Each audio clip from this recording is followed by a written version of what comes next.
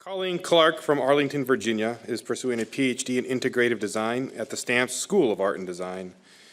Her speech title is No Time Like the Present, Designing Real-Time Support for Novice Teachers. Please welcome Colleen.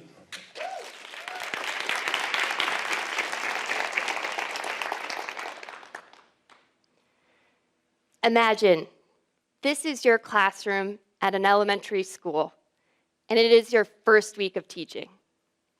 You feel prepared, you know your lesson backwards and forwards, and you're excited to engage with the 25 students in front of you. You start your lesson, and everything's going great. The students are listening intently, and they're asking thoughtful questions. But suddenly, in the back of the room, you hear some noises, and a group of students are starting to laugh and giggle. And another student looks really upset, with tears brimming in his eyes. Chaos erupts. You try to mediate the situation, but things are headed south fast. And this isn't what it was like when you practiced. You look around the room, and you realize you are the teacher, and you are alone. Considering this story, it might not surprise you that education has a little bit of a teacher attrition problem. 50% of novice teachers leave the profession within the first 5 years of their teaching.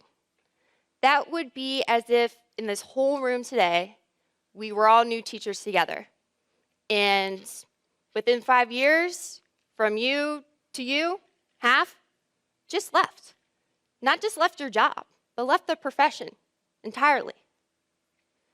And we know from literature and anecdotally that novice teachers report experiencing isolation and lack of support are some of the main drivers or why they're leaving the profession. This is a really complicated, nuanced, challenging, wicked problem. And you know what profession loves wicked problems? Design. And I'm a design graduate student. Now, some of you may think of design as the process that leads to an iPhone or a cool-looking poster. But designers, we also create services, experiences, and systems. Maybe you took the bus to get here today.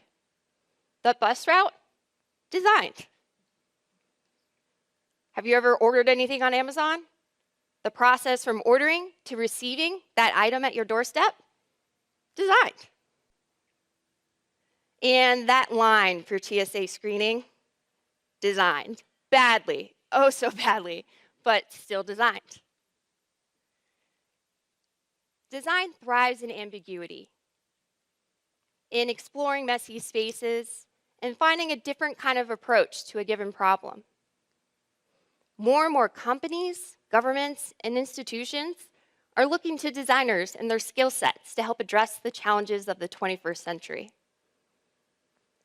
Designers can be navigators and guides towards previously unseen connections, leading to more sustainable solutions. And this frequently happens in the context of collaborations, where designers bring together a bunch of different disciplines. So, how can design help with this issue of teacher attrition and teacher training? Before I answer that question, I want to tell you another story. This story won't take place in a classroom, it's in a hospital. And if you listen closely, I think you'll notice some interesting similarities and differences between the classroom and the operating room. Imagine you are a surgeon. You're about to remove the appendix from a healthy patient, a procedure that takes about 30 minutes. You've done it a ton of times before. You start the procedure, things are going smoothly, you're confidently making your first few moves. You go to make an incision, and the patient's blood pressure just plummets. Their heart rate slows. Alarms start going off all around the room. Your stomach drops. Your heart begins to race. You panic. You are losing them. Your mentor the supervising attending physician, is in the room with you. And she has decades of experience. She has seen this happen before.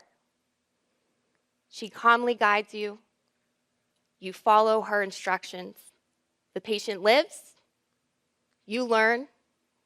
And now you know a different approach for the next time this kind of thing happens. You heard the difference, right? The physician had that mentor in the room. The physician was able to avert disaster while still learning.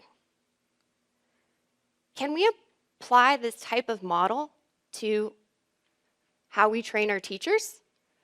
If teachers got this type of real-time support, would it make them even better? Make them maybe less likely to leave?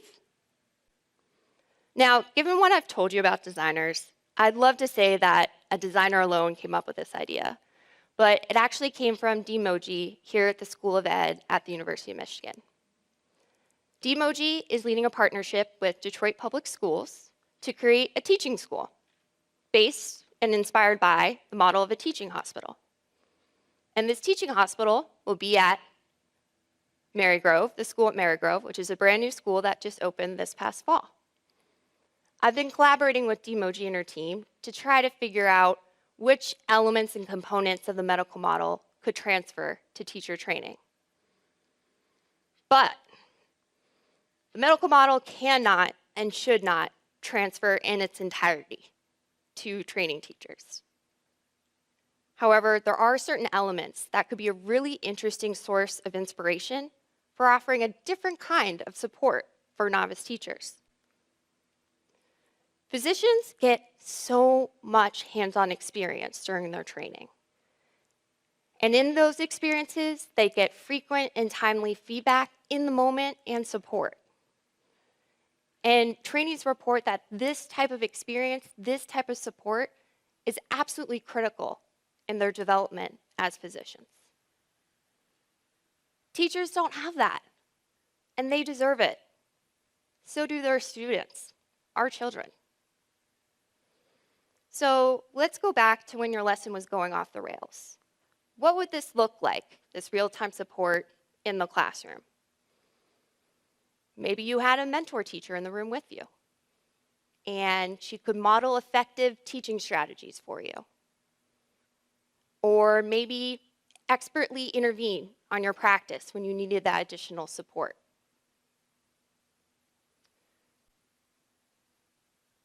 Some designer lead type of approaches to this could be from visual cues to sophisticated technology or somewhere in between. This here is a controversial example, and it's a strategy used recently by some schools. It's called a bug in the ear.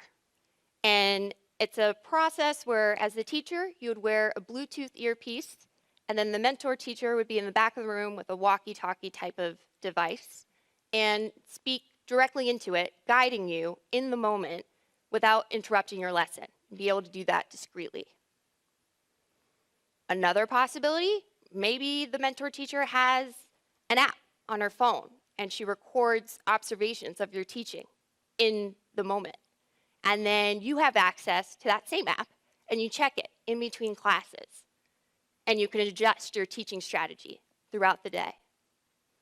Or maybe this mentor teacher is like a catcher in baseball and can communicate to you non-verbally your next move. Now, if you experience some of these as a novice teacher, hopefully you feel empowered and supported by this mentor teacher. And you stay, you excel, and you mentor others. What would society look like if we could reduce this attrition rate? This is what designers do. We move society towards preferred futures. Now, let's be honest. Would you want to be the patient in an operating room with a rookie surgeon alone? No, I don't think so. And the rookie surgeon doesn't want that either. So why do we accept this lack of real-time support for our teachers and their students?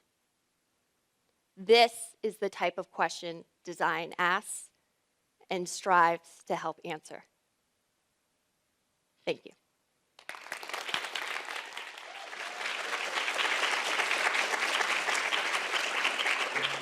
Stay up.